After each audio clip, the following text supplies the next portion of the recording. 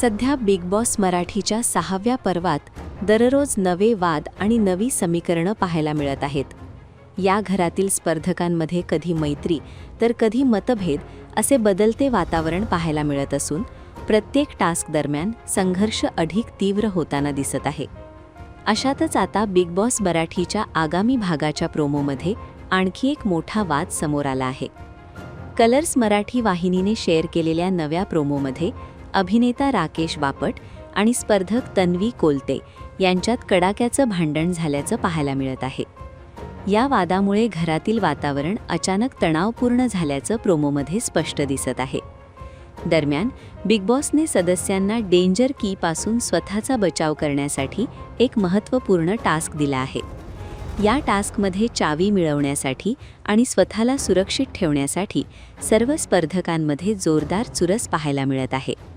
प्रत्येकजण स्वतःचा बचाव करण्यासाठी पूर्ण ताकदीने प्रयत्न करताना दिसत आहे. प्रोमोमध्ये दिसते की टास्क दरम्यान राकेश बापट तन्वी कोलतेला घट्ट पकडून ठेवतो.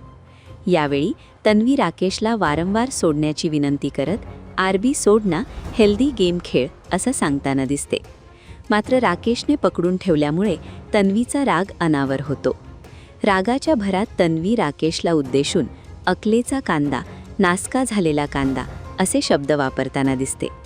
तन्वीचे हे वक्तव्य ऐकताच राकेशही संतापतो आणि तिला गप्प रहा असे सांगताना दिसतो. या दोघांमधील वाद क्षणातच तीव्र होत असल्याचं प्रोमोमध्ये पाहायला मिळत आहे. या भांडणामुळे घरातील इतर सदस्यही काही क्षण अवाक झाल्याचं दिसत आहे.